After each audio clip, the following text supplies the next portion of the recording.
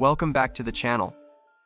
Today we're diving into a car that stood out in all the wrong and right ways. A car that wasn't your typical gangster's Cadillac or Mercedes. This one was different, sleek, exotic, and yet it somehow carved its place in the underworld.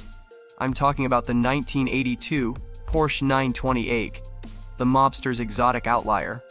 Now, think of the classic mob rides you've seen.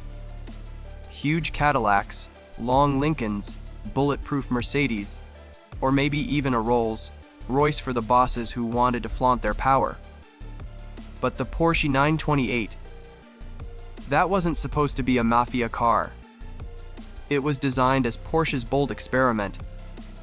A grand tourer with futuristic styling, a massive V8 engine up front, and the kind of speed that could outrun almost anything on the road. In short, it was a rebel. And maybe that's exactly why certain mobsters loved it. The Porsche 928 launched in the late 1970s as Porsche's answer to the changing sports car market. Back then, most people thought of Porsche as the 911 company. Small, rear-engine cars built for tight corners and high revs. But the 928 was different.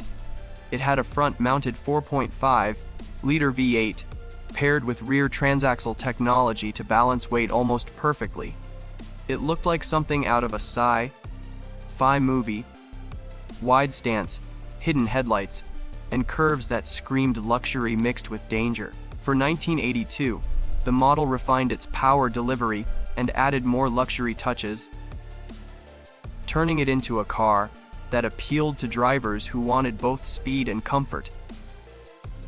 And that's where the mob connection comes in. Picture this: a low-profile enforcer or a mid-level boss who doesn't want the attention of a massive Cadillac, but still needs something fast enough to disappear when things go south. The 928 was perfect for that role. It wasn't a car that screamed Mafia, but it was quick, quiet, and intimidating in its own way. Compared to the big American rides, the Porsche 928 was leaner, more European in style. It could hit over 140 miles per hour, had razor-sharp handling, and carried an aura of sophistication. To law enforcement, it looked more like a yuppie's car than a gangster's getaway vehicle. That made it an outlier, and a clever choice for anyone who needed to move quietly, but with power at their disposal. Of course, not every mobster was ready to trade in their Fleetwood Brougham for a Porsche. The 928 was expensive, rare, and harder to maintain than a big, block American cruiser. But for those who wanted to stand out, those who wanted to show they weren't just another suit in a Lincoln, it was the perfect statement piece. Think of it like the gangster who walks into the room wearing Italian silk while everyone else is in plain black. Different, risky, but unforgettable. And here's the irony. While the Porsche 928 didn't achieve the timeless love of the 911 among car fans, in the underworld it represented something unique: ambition. It said, "I'm not like the others. I play by my own rules."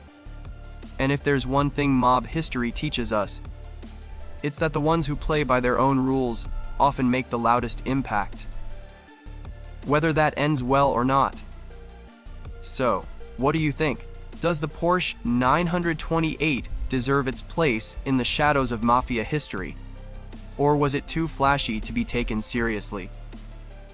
Drop your thoughts in the comments below, because I'd love to hear if you think this was a smart mob car or a risky gamble. And while you're at it, hit the like button if you're enjoying these deep dives into the cars that defined underworld culture. It really helps the channel grow, and it keeps us bringing you more legends from the streets. In the end, the 1982 Porsche 928 wasn't just a sports car. It was a symbol of rebellion, speed, and daring style, a true outlier among mob rides. And sometimes, Being different is exactly what makes you unforgettable. Thanks for watching, and don't forget to subscribe to the channel for more incredible stories of cars that shaped history, power, and the darker side of the road.